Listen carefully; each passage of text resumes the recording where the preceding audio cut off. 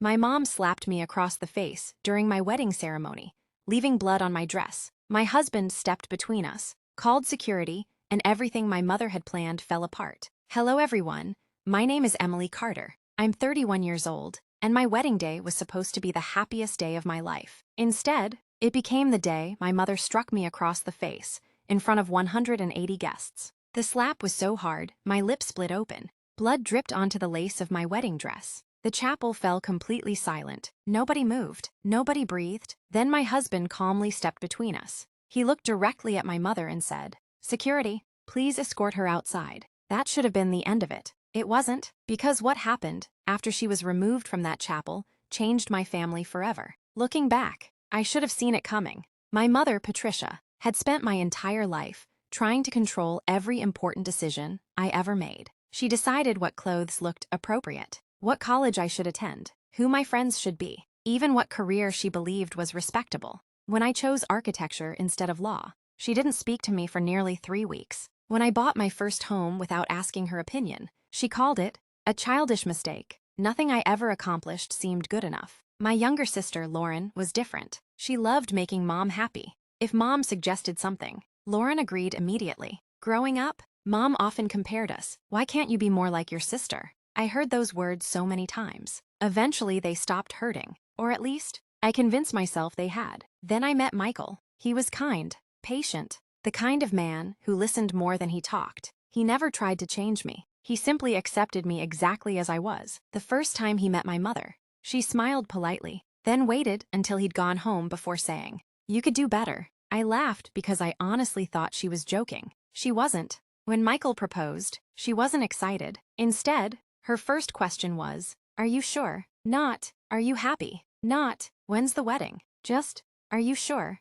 I answered, "I've never been more sure of anything." She sighed, "I hope you don't regret it." Planning the wedding wasn't easy. Not because of the venue, not because of the budget, because every decision became another argument. She hated the flowers. She hated the invitations. She hated my dress. Most of all, she hated one necklace. It had belonged to my grandmother, Dad's mother, a delicate gold chain with a small sapphire pendant. Grandma had worn it on her wedding day. Before she passed away, she placed it in my hands. "One day, wear this when you marry the person who makes you feel safe." I kept that necklace locked away for years. I never wore it, not until my wedding. When Mom saw it during the rehearsal dinner, her expression changed immediately. "Take that off." I looked surprised. "What? That necklace? It belonged to Grandma.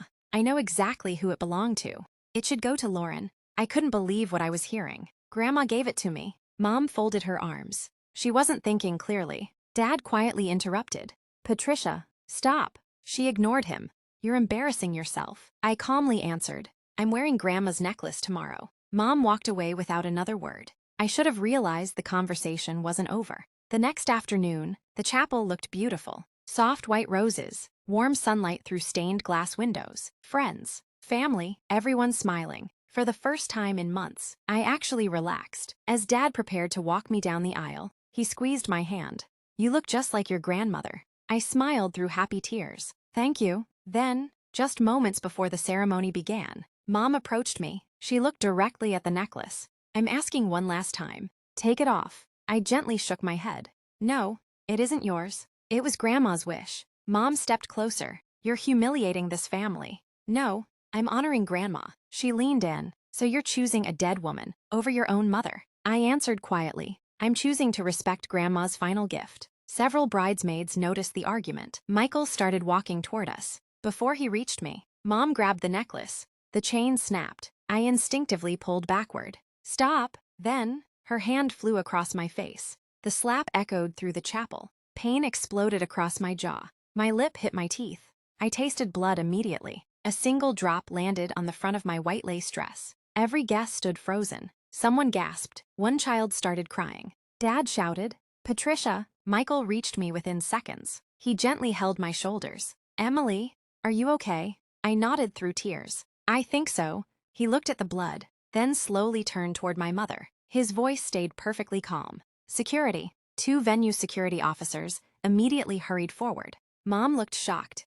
"You can't be serious." Michael didn't raise his voice. "You assaulted my wife. Please escort her outside." She pointed at him. "She provoked me." He answered quietly. No, she wore her grandmother's necklace. Security stepped beside her. Dad looked completely devastated. He whispered, "Please, just go." Mom stared around the chapel, waiting for someone to defend her. Nobody did, not one person. As the officers gently escorted her toward the exit, the chapel remained completely silent. I looked down. The broken sapphire pendant rested on the floor beside a tiny drop of blood. I slowly bent down, picked it up, and closed it tightly in my hand. Sometimes, the person who ruins your happiest day doesn't destroy the celebration. They simply reveal, in front of everyone, who they have always been. As security quietly escorted my mother toward the chapel doors, and every guest remained standing in stunned silence, I realized the hardest part of my wedding day was only just beginning. The chapel doors closed behind my mother. For several long seconds, nobody moved, nobody spoke. I looked down at the broken sapphire pendant lying in my palm. It had belonged to Grandma for more than 50 years. Now, its chain hung in 2 pieces. Michael gently wiped the blood from my lip with a clean handkerchief, his eyes filled with concern. "Does your jaw hurt?" I nodded slightly. "A little." The wedding planner hurried over. "We've already called the venue medic. Would you like a few minutes?" I looked at Michael. He smiled softly. "We're on your schedule, not anyone else's." For the first time that day, I breathed. 5 minutes later, the medic examined my lip. "No stitches. You'll have some swelling." He handed me a small ice pack. "You'll be okay." I smiled. "Thank you." As he walked away, Dad slowly approached me. He looked 20 years older than he had that morning. His eyes were red. "I'm so sorry." I hugged him. "You don't have to apologize for what she did." He shook his head. "Maybe not. But I spent too many years pretending it would never get this bad." Those words hurt because they were true. He had never been cruel. He had simply stayed silent. And silence had protected the wrong person. The officiant quietly walked over. He smiled gently. "Emily, we can postpone the ceremony." I looked around the chapel. Every guest was still waiting. No one had left. Michael reached for my hand. "What do you want?" Not, "What should we do?" Not, "What will everyone think?" Only, "What do you want?" I smiled through tears. "I want to marry you." He laughed softly. "Then let's get married." The guests erupted into applause. Several people wiped away tears. One bridesmaid quickly repaired my makeup. Another carefully pinned Grandma's sapphire pendant inside my bouquet. "You shouldn't have to hide it," she whispered. "But this way, your grandmother is still walking with you." That nearly made me cry again. 10 minutes later, the music began. This time, nothing interrupted it. Dad walked me down the aisle. Halfway there, he quietly whispered, "Your grandmother would have been proud." I squeezed his arm. "I know." The ceremony was beautiful, simple, peaceful, exactly what Michael and I had always wanted. When the officiant announced, "You may kiss the bride," the entire chapel stood and applauded, not because the day had been perfect, because love had refused to let anger win. During the reception, guests approached us one after another. Aunt Susan hugged me. "I should have spoken up years ago. I was afraid of upsetting your mother." I smiled sadly. A lot of people were. My cousin Olivia quietly admitted. "She treated all of us that way. We just thought you could handle it better." Those words stayed with me. People often mistake the quietest person for the strongest one. Sometimes, they're simply the person who's been expected to endure the most. About an hour later, the venue manager approached our table. "There's someone outside asking to come back in." I already knew who it was. "Mom." I looked at Michael. He asked only one question. "Do you want to see her?" I thought about it, then quietly answered, "No." He nodded. "I'll tell them." He returned a few minutes later. "What happened?" "She wanted to apologize." I looked at him. "Did she apologize?" He smiled gently. "No. She wanted to explain."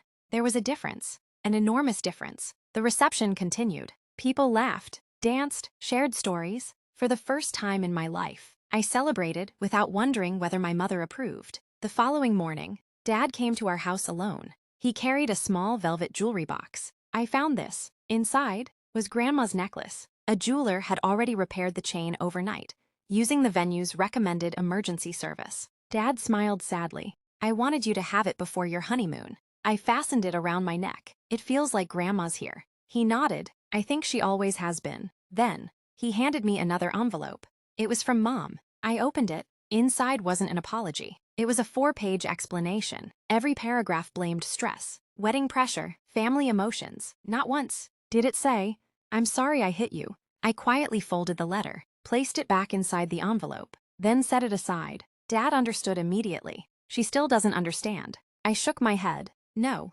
not yet. I hope someday she will. But I'm not waiting for that day before living my life. Epilogue.